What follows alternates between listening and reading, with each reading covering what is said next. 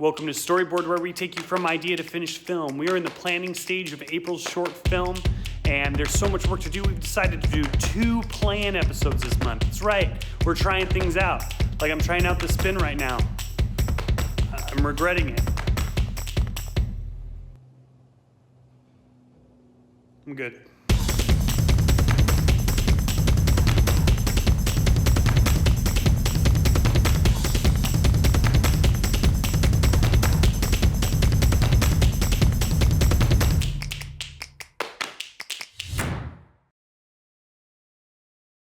So I am packing up to leave NAB here at Las Vegas, and I just received the script, and it's got blood and vomit and violence and strong language.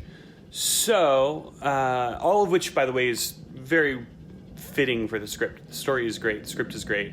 It needs to be in there. I just have to figure out, as the director, how to make this feel like a grindhouse film with the mass appeal of Harry Potter. So Janice. Right. Janice. Protagonist. Protag. So obviously she has like a wider range of like emotions she needs to play. Right. So I picked and thought of Dabrion, who we both work with. Yes. She's awesome.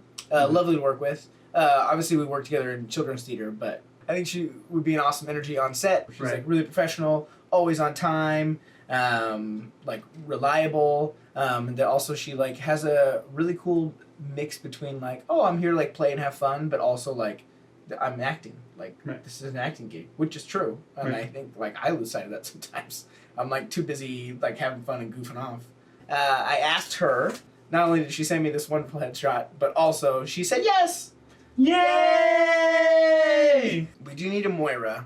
I have spoken to one person who has yet to get back to me. Moira has this amazing role because she gets to lay in the dirt covered in blood in the desert all day.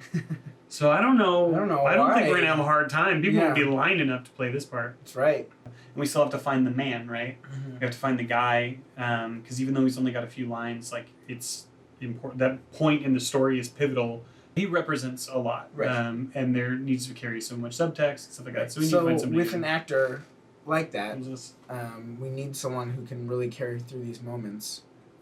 This is a man whom This is a man whom may look like a child. He doesn't. And may be 17 years old in this picture, but can really just carry through all of the stakes of this moment. Now, notice there isn't facial hair. Right. That's when you're going to say, I'm not so sure. He can grow it back. Without makeup? Without makeup.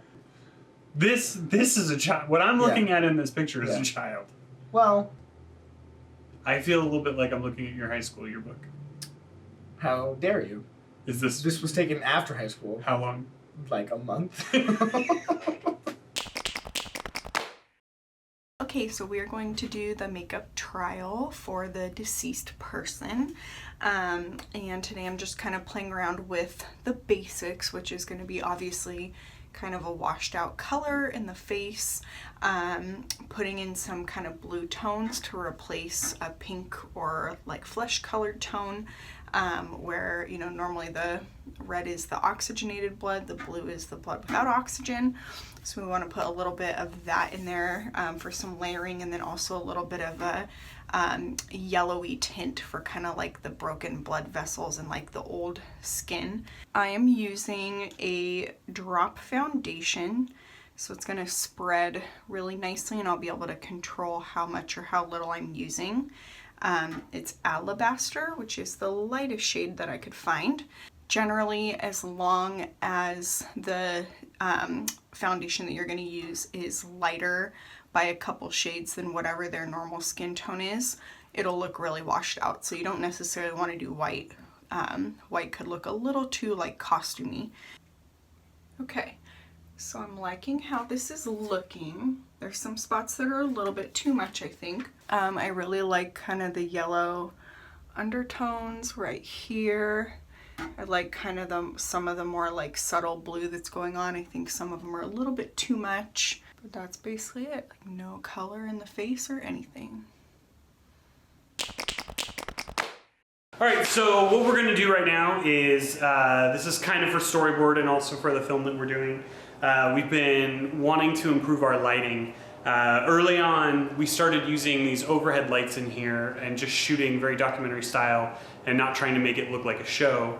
For two reasons. One, because it felt natural, and two, because I have a belief that bad lighting is worse than like no lighting, where if you just shot it kind of naturally.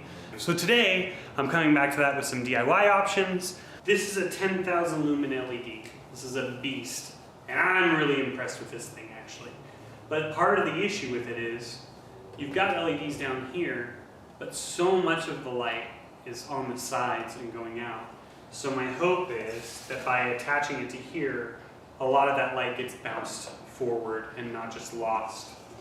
Because it's not really 10,000 lumens that way. And actually, this is still too deep, so this isn't even gonna work. So what's great about these is that they're LED, which means they're low heat, they require less power, and one of the things that may need to happen for the shoot that we're doing is we may have to run off a car battery for power using a converter, and something like this will require very little power, which is good because we don't want a battery to die in the middle of the desert. So by putting a big shower curtain in front of these lights, it will light up the whole shower curtain, and now our light is as big as the shower curtain. So that's the goal of what we're going to do now. So already my first thoughts with this shower curtain is that it's fairly clear. I wanted something that looked a little more fogged, because what that does is this is gonna, I don't know that this is going to work, is the short answer. Allow me to tell you a spooky story. One that will haunt your dreams for time to come. How much time to come? 4 minutes from now. Do you feel a difference? Not really. Perfect. Can you see a difference? Not really.